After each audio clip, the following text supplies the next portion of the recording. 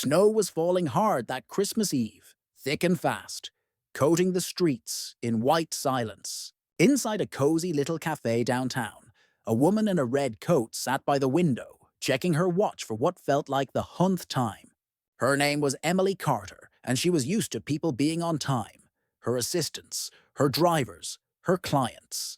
As a successful CEO in her early 30s, Emily's world ran on precision. But tonight, on Christmas Eve of all nights, her blind date was 40 minutes late. She sighed, ready to leave. But something deep in her heart whispered, "Wait just a little longer." And that decision, that small act of patience would change not only her Christmas, but her life forever. Hey everyone, welcome back to your channel name, where we share heartwarming stories that remind us of the good still left in the world. If you love stories about love, kindness, and second chances, make sure to subscribe, hit the like button, and share your thoughts in the comments below. Now, let's get into today's story, Blind Date. On Christmas Eve, Emily had almost given up on dating. Running a tech company left little time for romance, and most of the men she met were more interested in her money than her heart. Her best friend, Jenna, had convinced her to try one more time. "He's not rich, Em, but he's kind," Jenna said. "And I think you could use some kindness in your life." So Emily agreed. The plan was simple. Meet at Café Amore at 7:00 p.m. on Christmas Eve just for coffee. No pressure. But now it was 7:43 p.m., and there was still no sign of him. She stared at the snow outside, her reflection ghosted in the glass. The cafe was closing early that night, and even the barista had started wiping down tables. Emily sighed again and gathered her purse. She'd wait 5 more minutes, then she was done. Just then, the door burst open with a jingle of bells. A rush of cold air and snowflakes followed a man stumbling in, his cheeks flushed, his hair damp. He was breathing hard like he'd been running. "I'm so sorry I'm late," he said, his voice soft but sincere. "The bus broke down, and my babysitter cancelled last minute, so I had to— Well, I'm sorry." Emily blinked. This was Daniel, her date. He wasn't what she expected. His coat was old, his shoes worn, and his hands were calloused. Not the kind of man who spent much time in fancy cafes, but his eyes, they were warm, gentle, and kind. "Don't worry about it," she said, smiling faintly. "You made it." They sat down, and for the next hour, Emily listened as Daniel told her his story. He was a single dad. His wife had passed away 3 years ago from cancer, leaving him alone with a 5-year-old daughter named Lily. He worked 2 jobs, one at a warehouse during the day, and one as a delivery driver at night. "Christmas is her favorite," he said, with a quiet laugh. "She doesn't care that we can't afford much.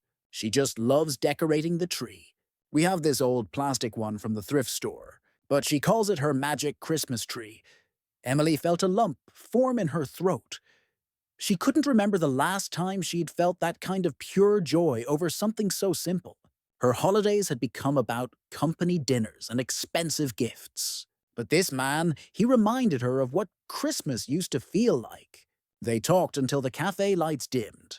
When it was time to leave, Daniel apologized again for being late. "I almost didn't come," he admitted. "I didn't think someone like you would wait for someone like me." Emily paused, her heart aching a little. "I'm glad I did," she said softly. "You seem like a good man, Daniel," he smiled. The kind of smile that stayed with her long after he left. The next morning, Christmas Day, Emily couldn't stop thinking about Daniel and his daughter. She kept picturing that magic Christmas tree and little Lily's face lighting up. So she did something she hadn't done in years. Something spontaneous and kind. She went shopping. She picked out a few toys, a warm winter coat, some storybooks, and a small sparkling Christmas star for the top of Lily's tree. She wrapped everything neatly and attached a small note for Lily's magic Christmas tree from a friend who believes in kindness. Then, using the return address from Daniel's text the night before, she left the package at his doorstep and drove away before anyone could see her. That afternoon, Daniel came home from his shift at the warehouse, exhausted, but ready to make Christmas special for his little girl. He opened the door and froze. There, sitting in front of his apartment, was a box wrapped in gold paper. Lily squealed with delight. "Daddy, Santa came." Daniel opened the note and read the message, his eyes filling with tears. He looked around, but the street was empty. He didn't need to guess who it was from. He just smiled, whispering, "Thank you, Emily." That night, as Lily danced around their tree wearing her new coat, Daniel felt something he hadn't felt in a long time: hope. Winter melted into spring, and Emily got busier with work again. But she couldn't stop thinking about that Christmas Eve. She'd gone on with her life, yet something inside her had changed. One afternoon, she got an email from Daniel. "Hey, Emily, I don't know if you're free this weekend, but Lily's in a little school play. She's a snowflake. She'd love if you came. I know it's not your kind of event, but it would mean a lot to us." Emily smiled at her screen. For once, she cleared her schedule without hesitation. When she arrived, she saw Daniel sitting in the back row of the small school gym, his camera ready. Lily spotted her and waved excitedly, her little paper snowflake costume crinkling as she bounced with joy.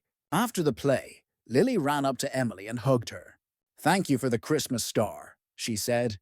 "It's still on our tree. Daddy says it's our good luck charm." Emily felt her heart swell.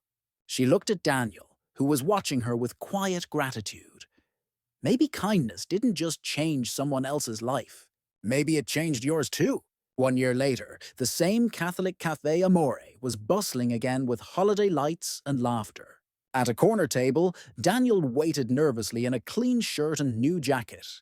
Beside him, Lily, now 6, sipped hot cocoa, swinging her feet.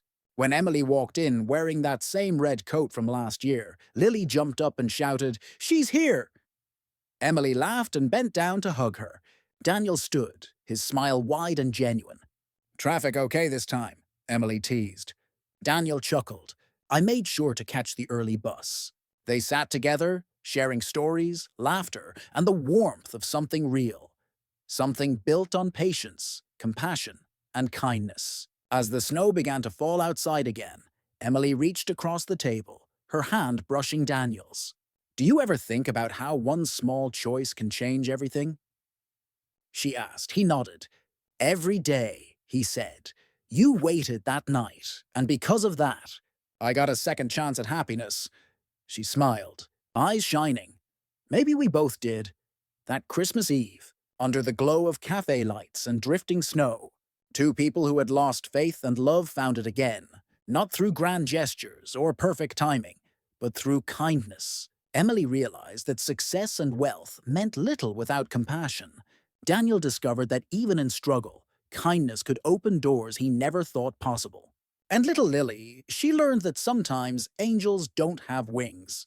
They just wear red coats and bring stars for your tree. So, if you ever find yourself in a rush, frustrated or tempted to give up on someone, remember this story.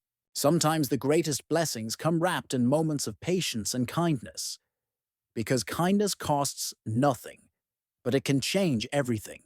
Thank you for watching this story on your channel name. If this touched your heart, please like, share, and subscribe to Silent Stories. Help us spread more stories of love, hope, and humanity. And remember, a small act of kindness can light up someone's whole world. Merry Christmas, everyone. Stay kind. Red Heart.